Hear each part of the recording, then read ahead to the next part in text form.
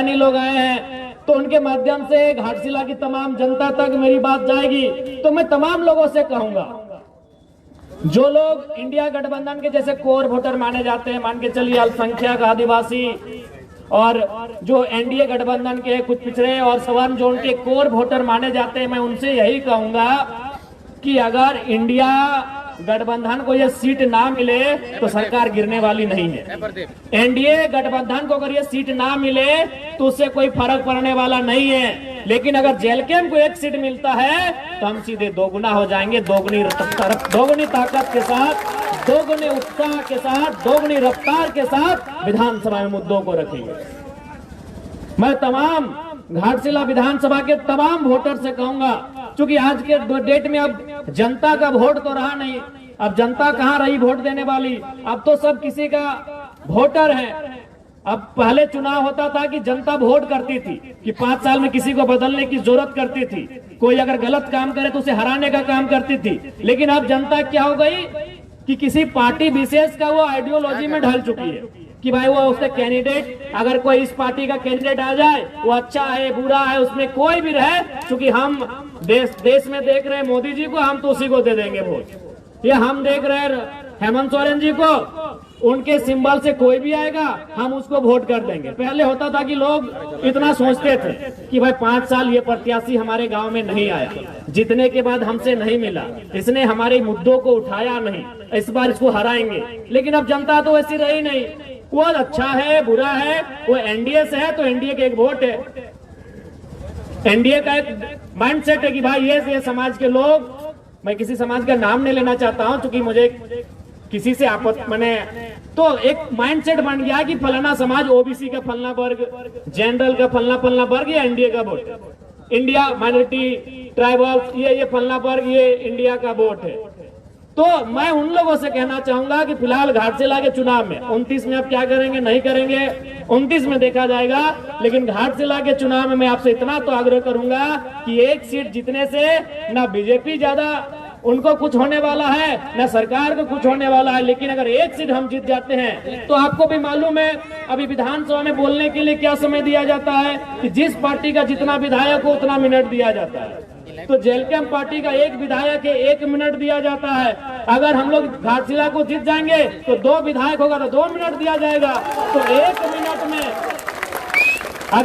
Minute में अगर हम सदन में सार्थकता के साथ जनता के मुद्दों को रख सकते हैं तो 2 मिनट में दुगुना रखा जाएगा, काम दोगुना बढ़ेगा, मुद्दे दोगुने सदन के सामने आएंगे।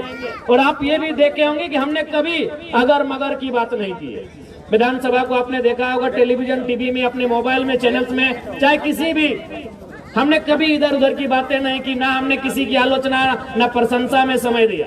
आप तो देखे होंगे बहुत सारे लोग अपने किसी को अगर इंडिया की बात है तो हेमंत सोरेन जी को कभी शाहरुख खान कह के फुलाने लगते हैं, अगर एनडीए को बोलने दिया जाए तो मोदी का गुणगान करने लगते हैं। लेकिन एकमात्र विधायक है जरा महत्व टू दी पॉइंट, चाहे वो किसी भी मामला हो, वो विस्थापन नीति का मामला हो, स्थान नीति का मामला हो, या स्टूडेंट का मामला हो, या किसान का मामला हो, किसी का मामला हो, मैं टू दी पॉइंट बात को उठाने का काम करता हूँ। तो इसलिए यह चुनाव एक नया चुनाव होगा, एक नए तरीके का चुनाव होगा, और बिल्कुल आज इस राज्य की जनता को भी तय करना है कि इस राज्य का भला कैसे होगा, इस राज्य के युवाओं को उनका अधिकार कैसे मिलेगा, इस राज्य की महिलाओं को उनका अधिकार कैसे मिलेगा, और सबसे बड़ी बात, जो शहीदों के सपने से झारखंड सींचा गया है, उन शहीदों का सपना कैसे साकार होगा, ये आज सबसे पहले तो घाटशिला की जनता को तय करना होगा। यार एक बात जान लीजिए, आज देखिए बहुत सारे लोग,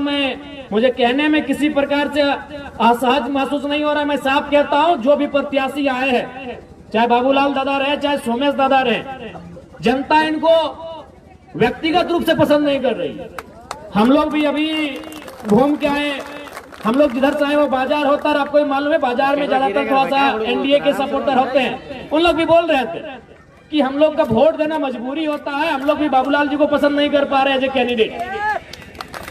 तो मैं जनता से कहना यह चाहता हूं कि अगर आप जब तक मजबूरी में वोट देंगे तो मजबूरी में वो लोग टिकट भी तो देंगे। जब तक जनता मजबूरी में वोट देगी, पॉलिटिकल पार्टियां मजबूरी में टिकट देगी। इसलिए आप तीसरे फ्रंट को चुनिए, आप चौथे फ्रंट को चुनिए, तभी नेशनल पार्टियां अच्छे उम्मीदवारों को टिकट देगी। आप जो शिकायत करते हैं कि भाई हमको कैंडिडेट पसंद नहीं है, तो आप खुद कहते हैं कि कैंडिडेट जो भी रहे हमको मजबूरी में वोट करना है हमको। तो इसलिए मैं जनता से भी कहना चाहूंगा कि अगर आप बदलाव चाहते हैं, परिवर्तन चाहते हैं, तो इस बार पार्टी के आधार पे नहीं, कैंडिडेट की योग्यता के आधार पे वोट करें। मैं सभी से आग्रह करना चाहूंगा आप ऐसे उम्मीदवार का चयन करें जो घाटशिला के मुद्दों को विधानसभा तक लेकर जाएगा। आज आप देखे होंगे हम विधायक डुमरी के हैं, लेकिन हमने जादूगोड़ा का मामला को विधानसभा में उठाया। आज बताइए 25 सालों से क्या जादूगोड़ा आज से वो दंश झेल रहा है, या फिर जादूगोड़ा के साथ अन्याय आज से हो रहा है? नहीं, वर्षों से हो रहा है।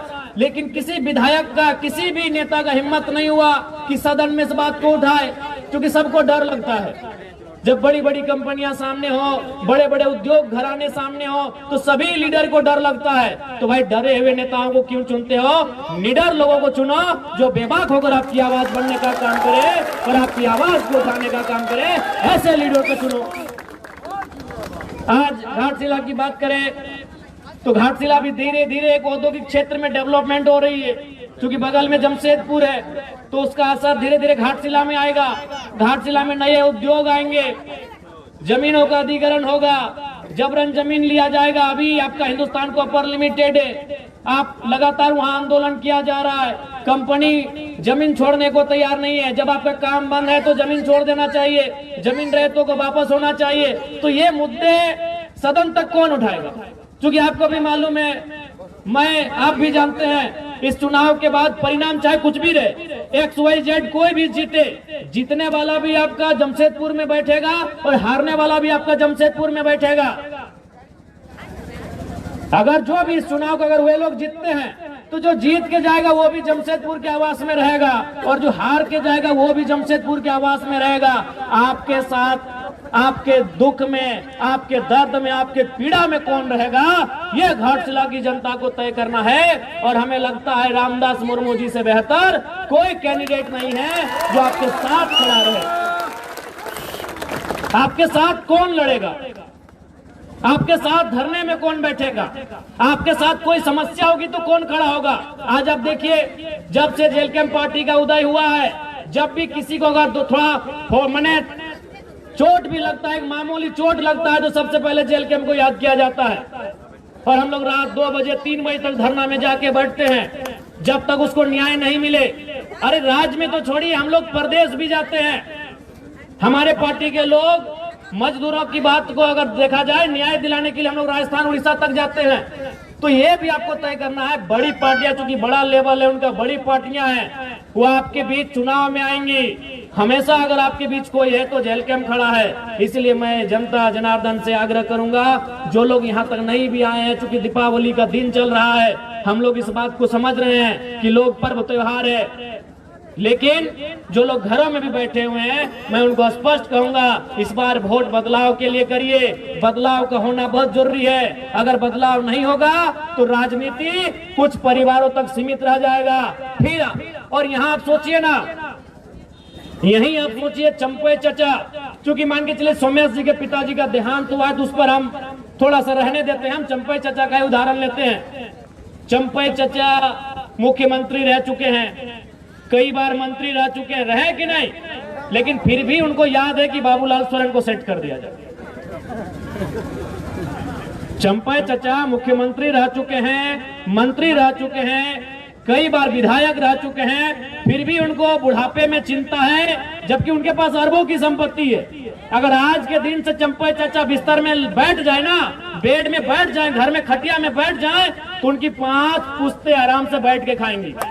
आज भी अगर चंपा चाचा कुछ ना करे, चंपा चाचा अगर कुछ ना करे, तो उनकी हमें लगता है कम से कम, ज्यादा तो हो, बहुत ज्यादा होगा, 5 पुश्ते यानी 5 पीढ़ियां बैठ के खाएंगी। फिर भी उनको चिंता है कि बाबूलाल सोरेन को विधायक कैसे बनाना है। बगल में रघुवर दास जी हैं, मुख्यमंत्री रह चुके हैं, गवर्नर रह चुके हैं, कई बार वो भी मंत्री रह चुके हैं। हमको लगता है 5-6 बार विधानसभा भी जा चुके हैं, यानी विधायक बन चुके हैं। फिर भी उनको चिंता है कि अपनी पुतोहू को टिकट देके विधायक बना दिए। जबकि आपको भी मालूम है वो 5-10 पीढ़ी बैठ के खाएंगे, लेकिन रघुवर चचा को भी चिंता है कि हमारी पुतोहू विधायक कैसे बने। यही आपके अर्जुन मुंडा जी, हमारे इस राज्य के और एक मुख्यमंत्री, बहुत नामी चेहरे, केंद्र में भी मंत्री रह चुके हैं, उनको भी चिंता आई कि अपनी पत्नी को इस बार टिकट दिला दे, पॉडकास्ट से उनकी पत्नी लड़ी। तो ये अब जनता को तय करना है कि जो मुख्यमंत्री रहा है उसको अपने बच्चों की चिंता है, उसे अपने बेटे की, पुतोहू की, पत्नी की चिंता है, तो जनता अपने बच्चों की चिंता करती है नहीं करती है ये आप पे डिपेंड करता है। उनसे सीखिए कम से कम। वो मैं 3 मुख्यमंत्री का आपको नाम गिनाया, आप ही के कोल्हान के, उधर मधुपुरा को छोड़ देते, अभी दूरी है, यहीं आपके अगल बगल के चंपई चचा, रघु चाचा, मुंडा जी, 3 मुख्यमंत्री। और किनको टिकट दिलाया? एक ने बेटे को जो घाटशिला में उम्मीदवार है, एक ने पत्नी को जो चुनाव हार गई, और एक ने अपनी पुतोहू को जो चुनाव जीत के विधायक बनी है।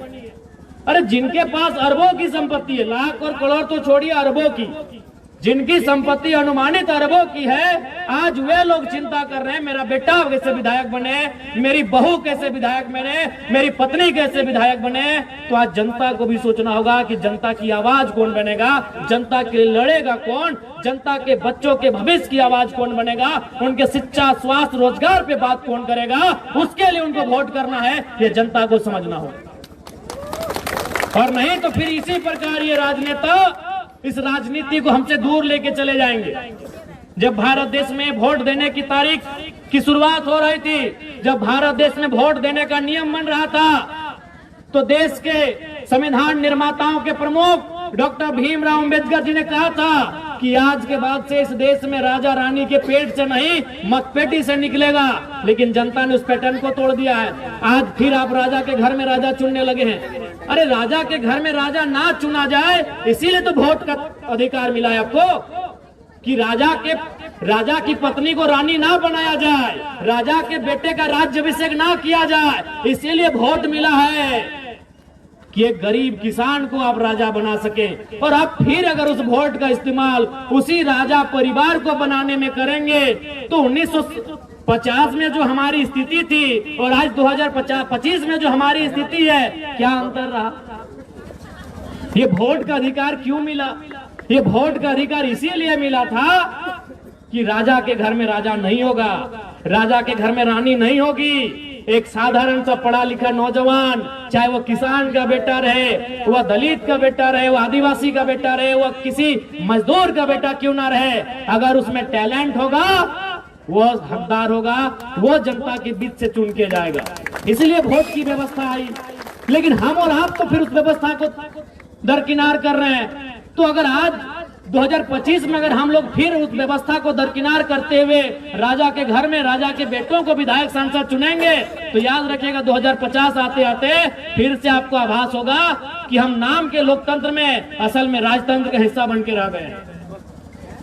आपको उस समय फिर एहसास होगा कि अंग्रेज चले गए हैं, लेकिन उनकी ईस्ट इंडिया कंपनी आज HCL कंपनी का रूप धारण कर चुकी है। आज टाटा टिस्को टेल्को के रूप में काम कर रही है।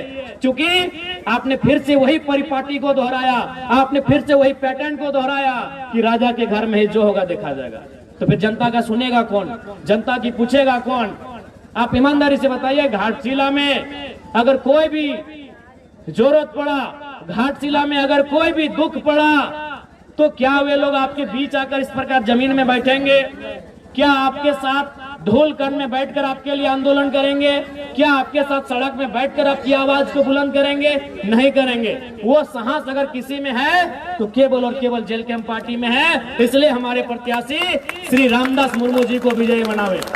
अभी देखिए, चंपे चाचा सुन रहे थे, कहीं आके भाषणबाजी कर रहे थे कि नगरी में हम ये कर दिए। आप भी जानते हैं नगरी में कुछ किए, सबको उसका लिए। नगरी वाला याद होगा आपको, रिम्स टू जमीन का मामला, सभी आदिवासी लोग को उसका लिए। आदिवासी लोग लोहरदगा से आए, खूंटी से आए, लातेहार से आए, सिमडेगा से आए, गुमला से आए, रामगढ़ से आए, सिल्ली से आए, और पता चला चंपई चाचा है ये नहीं। वहां कौन था? सुबह देवेंद्र नाथ महतो थे और शाम को जयराम महतो थे। वो हल जोतने का काम कौन किए?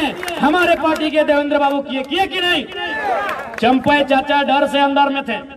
और उनका बेटा का बोली आप सुने होंगे, बाबूलाल भैया का, उनको मीडिया पर नहीं, उनको पूछा, पुलिस बोला कि चलिए आपको अरेस्ट करके थाना ले जाते हैं। बोला ना, हम यूट्यूब में देखे हैं, हम लोग के आदिवासी भाई का इनकाउंटर हुआ है, तो आप मेरा भी इनकाउंटर कर देंगे, हमको डर है। तो बताइए बाबूलाल दा, इतना डरिएगा तो राजनीति कहा कर रहे हैं? चंपा चाचा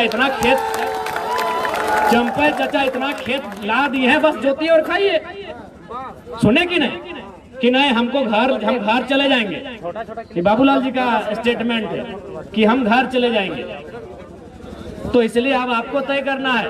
और देखिए, जहां तक पूर्व मंत्री जी का बात है, उनको तो मैं पहले श्रद्धांजलि अर्पित करता हूं। रामदास बाबू नहीं रहे हमारे बीच, उसी समय दिसम गुरु शिबू सोरेन का भी देहांत हुआ, निधन हुआ। निसंदेह उनके निधन होने से, उनके दुनिया से चले जाने से राज्य की जनता मर्माहत है, राज्य की जनता में दुख है। लेकिन ये जरूरी नहीं है कि उनके घर से जो आएगा विधायक बनने के लिए वही उस राज्य को चलाएगा या फिर वही उनकी तरह काम करेगा। यहाँ सिंपल है। आपको याद होगा जब हमारे ही डुमरी विधानसभा में जगन्नाथ बाबू नहीं रहे, तो वहां एक स्लोगन आया कि टाइगर विल रिप्लेस टाइगर। क्योंकि जगन्नाथ बाबू को भी वहां टाइगर कहा जाता था। सुने, आज उनके पिताजी का भी निधन हुआ, उनको भी हम श्रद्धांजलि अर्पित करते हैं। तो वहां भी जनता के बीच से एक आवाज आया कि टाइगर विल रिप्लेस टाइगर। तो घाटशिला में भी आवाज आना चाहिए, रामदास विल रिप्लेस रामदास। हमारे डुमरी विधानसभा से जहां हम विधायक बने, वहां एक ही वो नारा गूंज रहा था कि टाइगर की जगह टाइगर लेगा। जरूरी नहीं को उसका परिवार सही होगा, जो टाइगर होगा वही टाइगर की जगह लेगा, और टाइगर ने जगह डुमरी में ले लिया। अब हम यहाँ कह रहे हैं, घाटशिला में वही कह रहे हैं कि रामदास जी की जगह रामदास जी लेंगे। सीधा बात, रामदास सोरेन जी की जगह रामदास मुर्मू जी लेंगे, रामदास जी की जगह रामदास जी लेंगे। ये तो आवश्यक नहीं है कि भाई उनके घर में जो जन्म ले, उनका जो खून हो वही उनके जैसा हो, वही उनके जैसा काम करिए। जरूरी है? अगर ऐसा होता तो आज प्रधानमंत्री गांधी का पोता को होना चाहिए था, गांधी जी का पोता को होना चाहिए था, भगत सिंह के रिश्तेदार को होना चाहिए था, सरदार पटेल के रिश्तेदार को होना चाहिए था, नेताजी सुभाष चंद्र बोस के रिश्तेदारों को होना चाहिए था कि नहीं? अब गांधी जी अगर 1942 में आधे कपड़ों का आधा कपड़ा पहन के आंदोलन किए हैं, और उनका वंशज अगर आज वोट टाइम में आके कहेगा कि हमारे पूर्वज महात्मा गांधी जी उस समय ऐसा किए हैं, वो तो भाई आज का समय अलग है, उस समय अलग थे। गांधी पूरे देश के थे, अपने परिवार के नहीं थे। क्या रामदास बाबू अपने परिवार के थे? नहीं, वो झारखंड के माफ कीजिएगा मंत्री थे। रामदास बाबू जब झारखंड के मंत्री थे, तो झारखंड का कोई बेटा उनकी जगह लेगा, उनका ही परिवार क्यों लेगा? और हमको आज तक समझ में नहीं आया भाई, ये सहानुभूति क्या है? ये सहानुभूति राजनीति में क्यों? आप ही बताइए, क्या अगर कोई किसी डॉक्टर का निधन हो जाए तो क्या डॉक्टर के बेटे को डॉक्टर बनाया जाता है? क्या बनाना उचित भी रहेगा? अगर किसी डॉक्टर का बिना समय से पहले अगर निधन हो जाता है, तो क्या डॉक्टर के बेटे को डॉक्टर हम बनाएंगे? क्या टीचर का निधन होने पे टीचर के बेटे को टीचर बनाएंगे? क्या एसपी का बेटा एसपी बनता है? तो ये कौन सा पैटर्न है भाई कि विधायक का बेटा विधायक बने, सांसद का बेटा सांसद बने, मंत्री का बेटा मंत्री बने? आखिर ये कौन सा पैटर्न है? जबकि एक एसपी से महत्वपूर्ण एक एमएलए होता है, एक डॉक्टर से महत्वपूर्ण एक एमएलए होता है, एक टीचर से महत्वपूर्ण एक एमएलए होता है, क्योंकि डॉक्टर, टीचर और एसपी का फैसला करने वाला एक एमएलए होता है। वो विधायिका का अंग होता है, वो सरकार का अंग होता है। वो फैसला करेगा कि आपके स्कूल में टीचर कितने होंगे, वो फैसला करेगा कि आपके जो हॉस्पिटल उसमें दवा का दाम क्या होगा, वो फैसला करेगा कि आपका यहाँ आईएएस का कौन यहाँ नया तबादला हो के आएगा। तो जो फैसला करता है, जो नियम बनाता है, जो इस राज्य को चलाता है, वहां सहानुभूति क्यों? हम सहानुभूति रखते हैं? जिन्होंने अपने परिवार में किसी को खोया है, हम सहानुभूति रखते हैं। सहानुभूति का मतलब उसके दुख में खड़ा होना। सहानुभूति का मतलब होता है उस परिवार के दुख में खड़ा होना। हम लोग दुख में खड़े हैं, अगर उस परिवार को कुछ घटेगा हम लोग देंगे। विधायक बना देना, ये कौन सा सहानुभूति है भाई? जब हम डॉक्टर के निधन पे डॉक्टर के बेटे को रिप्लेस नहीं करते हैं, जब वकील के निधन पर वकील के बेटे को वकील बना के रिप्लेस नहीं करते हैं, तो आखिर देश में ये सहानुभूति कब तक चले? इसलिए जो मंत्री जी नहीं है, हम लोग पुनः श्रद्धांजलि भी देंगे और सहानुभूति रखेंगे परिवार के प्रति, लेकिन उनको जो रिप्लेस करेगा, उनकी जगह जो जाएगा, ये बिल्कुल भी जरूरी नहीं है कि उनका अपना घर से संबंधित हो, उनके ब्लड से संबंधित हो, उस क्षेत्र का कोई ऐसा युवा जो पढ़ा लिखा हो उनकी जगह जाए और झारखंड की आवाज को, घाटशिला की आवाज को, घाटशिला के माओ बहनों की आवाज को, घाटशिला के बुजुर्गों की आवाज को, घाटशिला के नौजवानों, किसानों, छात्रों की आवाज को विधानसभा में प्रेजेंट करे, कोई वहां जुट कर जाए, कोई वहां जुट कर जाए। इसलिए इस बार घाटशिला के उपचुनाव में रामदास मुर्मू जी जो हमारे पार्टी के प्रत्याशी हैं, आप सभी से आग्रह है एक मौका दिया जाए, क्योंकि अब पढ़े लिखे नौजवानों की राजनीति में आने की दरकार है। आप भी जानते हैं रामदास मुर्मू जी यहीं ठीक बगल में आरडीएम नामक एक कोचिंग क्लास चला रहे हैं, एक पढ़े लिखे नौजवान हैं और आपके बीच से आते हैं, तो अगर आपके बीच से आएंगे तो आपके बीच की बात को वहां लेके जाएंगे। आज देखिए, आप मेरा ही उदाहरण लीजिए, आज 1 साल होने वाला है, लेकिन आज भी मेरे घर की स्थिति वही है जो 1 साल पहले थी। आज भी हमारे घर में बारिश होने पर पानी ऊपर से भी आता है और नीचे से भी मिट्टी गीला होता है। क्यों ऐसा होता है? क्योंकि जब जब हम अपने बारे सोचने के लिए बैठते हैं कि हमें अपने घर के लिए, अपने परिवार के लिए, अपने भाई के लिए कुछ करना है, तब तब मेरी आंखों के सामने वे लोग आते हैं जिन्होंने मेहनत करके हमको विधायक बनाया।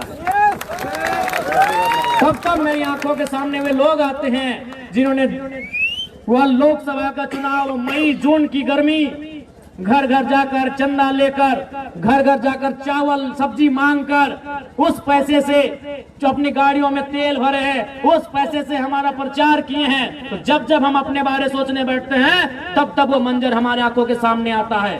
क्योंकि हम आपके बीच से आते हैं, इसीलिए हम आपके बीच की बात को सदन तक लेकर जाते हैं। इसलिए अब जनता को यह तय करना होगा, उनके बीच का नेता जाए जो उनके बीच के जैसा हो कर रहे।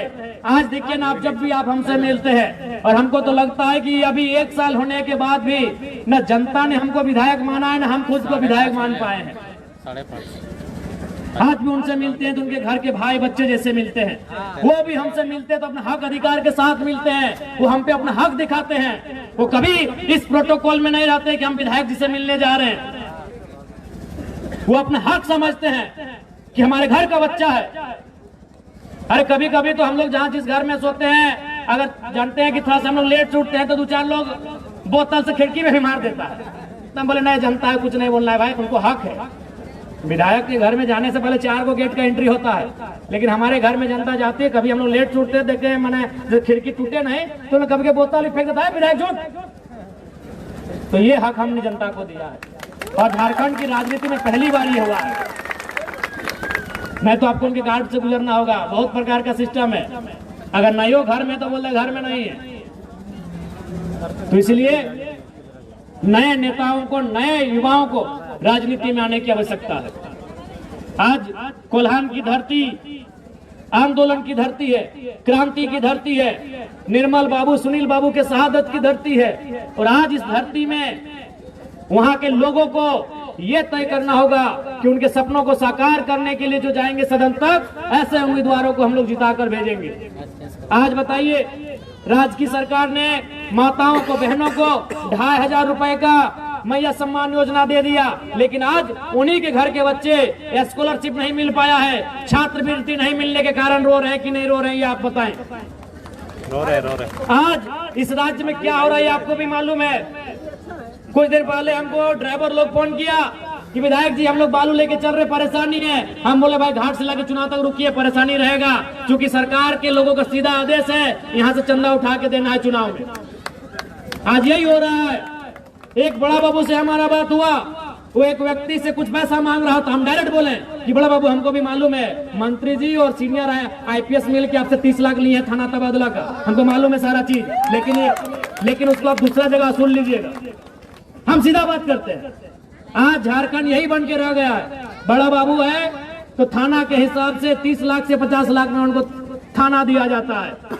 उससे बड़े पदाधिकारी हैं तो उससे बड़े रेट में ट्रांसफर होता है। और उससे बड़े पदाधिकारी हैं तो 2 करोड़ से 5 करोड़ तक का दिया जाता है। ये हमारे राज्य की स्थिति है। वहां से सरकार का सोच आगे नहीं बढ़ पा रहा है तो इस राज्य के कल्याण क्या करेंगे, इस राज्य की जनता का कल्याण क्या करेंगे। इसलिए राज्य की सरकार में जो बैठे बड़े बड़े नेता हैं उनकी जड़ें हिलनी चाहिए, उनका सिंहासन हिलना चाहिए, तभी उनको डर होगा। और नहीं तो फिर अगर बड़े बड़े नेता चुन के जीत जाएंगे, अगर चंपई चाचा के घर वाले जीत जाएंगे, मंत्री जी के घर वाले जीत जाएंगे, रघुवर चाचा के घर वाले जीत जाएंगे, अर्जुन मुंडा जी के घर वाले जीत जाएंगे, तो फिर तो मजाक उड़ाएंगे, अरे जनता है क्या, इसका वोट तो हम लोग ऐसे ले लेते हैं। फिर वो आपको ताना देंगे। और क्यों मुद्दों की बात करेंगे, क्यों मुद्दा की बात करेंगे। आज देखिए ना देश में क्या हुआ, मोदी जी ने बात करा 2 करोड़ नौकरी क्यों देंगे। वो जान रहे हैं कि हम इनको राम जी का नाम लेके वोट ले लेते हैं, क्यों काम करेंगे भाई। उसी प्रकार हेमंत जी, उनको भी मालूम है कि जब हम उपचुनाव जीते जा रहे हैं, जब हम कुछ ना करने पे भी ये लोग 50-60 सीट हमको दे ही रहे हैं, तो क्यों काम करेंगे। इसलिए राजनीति में, लोकतांत्रिक देश में अगर ताकत गई है तो तलवार में नहीं है, ताकत आपके तीर में नहीं है, ताकत भाले में नहीं है, ताकत त्रिशूल में नहीं है, ताकत बंदूक में नहीं है, ताकत आपकी इस उंगली में है जब आप ब्लू रंग की स्याही लगाकर वोट देने जाते हैं। ताकत इस उंगली में है आपकी, जिस उंगली से आप उनको नचा सकते हैं। तो इसलिए हमको बताना होगा कि राजनीति आपकी रखेल नहीं है, राजनीति आपके अधीन नहीं है, राजनीति आपकी धरोहर नहीं है, राजनीति जनता की है, राजनीति जनता की है। आपको बताना होगा कि राजनीति जनता के लिए बनी है, इसे आपको बताना होगा। और ये सारी शक्ति तमाम जनता जनार्दन आपकी उंगली में है। अगर आप उनको बताएंगे नहीं, ये आप उनको जताएंगे नहीं, तो बदलाव कैसे होगा। उनके माइंड में सेट हो चुका है कि झारखंड की जनता सड़कों में लगातार 4 साल क्यों ना हल्ला कर ले, 4 साल क्यों ना आंदोलन कर ले, 5वें साल उनका वोट आखिर हम लोग ले जाएंगे। 5वें साल उनको फिर डर दिखाकर, 5वें साल उनको समीकरण का डर दिखाकर, बिना विकास किए, बिना मुद्दों के हम वोट लेकर जाएंगे। क्यों? इस पैटर्न को तोड़ना होगा, उनकी सोच को तोड़ना होगा, तभी बदलाव होगा। और एक बात याद रखिए, आज फिर कहेंगे पढ़े लिखे नौजवानों को राजनीति में आना चाहिए। अगर आज हमारा देश हिंदुस्तान आजाद हुआ तो पढ़े लिखे लोगों का बहुत बड़ा योगदान है। गांधी कौन थे? बैरिस्टर थे। पंडित नेहरू कौन थे? बैरिस्टर थे। सरदार वल्लभ भाई पटेल कौन थे? बैरिस्टर थे। नेताजी सुभाष चंद्र बोस कौन थे? इंडियन सिविल सर्विस के एस्पिरेंट थे। हमें लगता है पास भी कर गए थे। जो आज यूपीएससी कहते हैं, उस समय आईसीएस कहते थे, इंडियन सिविल सर्विस। चूंकि आचार संहिता का समय है, अभी हम लोग का पूरा 1 महीना कार्यक्रम होगा। बस इतना ही कहेंगे कि इस बार बदलाव को वोट करिए। 1 सीट मत देखिए, 1 सीट, एक अकेला जयराम महतो आज विधानसभा में क्या कर रहे हैं आप देख रहे हैं। एक अकेला जयराम महतो जनता को कितनी ताकत दिया है आप देख रहे हैं कि आज हर कोई अधिकारी से आंख मिला के बात कर रहा है, हर कोई मुद्दे की बात कर रहा है, डर नहीं रहा है। तो 1 सीट हमारे लिए 100 सीटों के बराबर है। आप दीजिए, हमारी ताकत दोगुना होगी, मुद्दे दोगुना उठेंगे, सदन के पटल पर उठेंगे। इसलिए चूंकि आचार संहिता है, समय का अभाव है, तमाम माताओं बहनों को विशेषकर धन्यवाद देते हुए, तमाम माताओं बहनों को धन्यवाद देते हुए और उनसे अनुरोध करते हुए कि इस बार आप बदलाव करेंगे। मैं तमाम नौजवानों से कहूंगा कि घाटशिला के घाट में आप इतने चारों तरफ फैल जाए, घाटशिला के घाट में आप इतने फैल जाए, इस बार जेल कैंप को ये सीट उनकी झोली में जाए। मैं सभी से आग्रह करता हूं। और बिल्कुल इससे पहले जितना भी हमारा वोट है वो कार्यकर्ताओं का वोट है, बस उसे जनता तक लेकर जाना है। तो हमारे प्रत्याशी रामदास दा हैं, एक पढ़े लिखे नौजवान है, जिन्होंने मास्टर किया है, जिन्होंने बीएड किया है, जो पढ़े लिखे हैं, चाईबासा यूनिवर्सिटी से पढ़े लिखे नौजवान हैं, एमएससी, तो मास्टर यानी एमएससी एमए दोनों वही हुआ, एमकॉम रहे थे, जो भी रहे, मास्टर यानी ये मास्टर के स्टूडेंट है।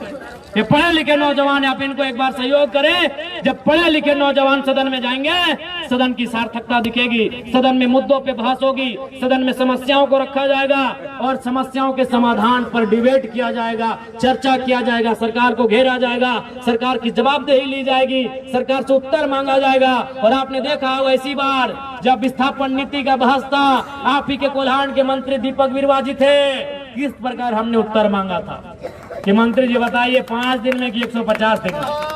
आज बताइए, राज्य की जनता सुन रही है घर में बैठकर कि आप नीति को कब तक बना रहे हैं, 5 दिन कि 150 दिन। ऐसे नहीं मानेंगे, ऐसे नहीं सुनेंगे।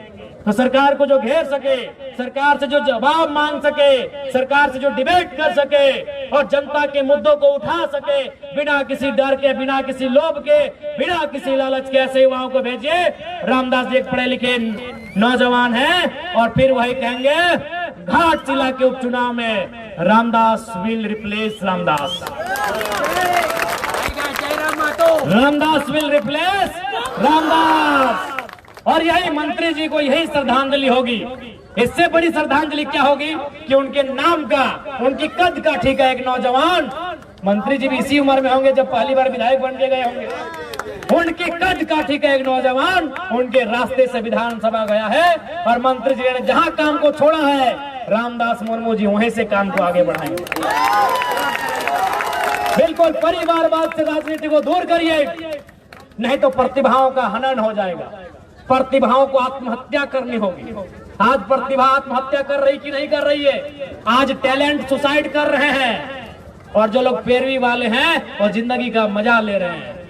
इसलिए अगर टैलेंट को किसी का मोहताज ना बनना पड़े, प्रतिभाओं का हनन ना हो, प्रतिभाओं का अतिक्रमण ना हो, इसके लिए प्रतिभाओं को सदन में ले जाने की जरूरत है। अगर परिवार को ही लेकर जाएंगे तो कहीं ना कहीं प्रतिभाओं पर एक गहरा चोट होगा। समय का अभाव है। पुनः मीडिया हाउस के साथ साथ पार्टी के तमाम साथियों को, सभी को जोहार करते हुए घाटशिला की जनता को ये संदेश देंगे, इस बार जब आप वोट करें तो बदलाव के लिए करें। राजनीति जो परिपाटी है उस परिपाटी को तोड़ने के लिए वोट करें, यही मैं आप सभी से आग्रह करूंगा।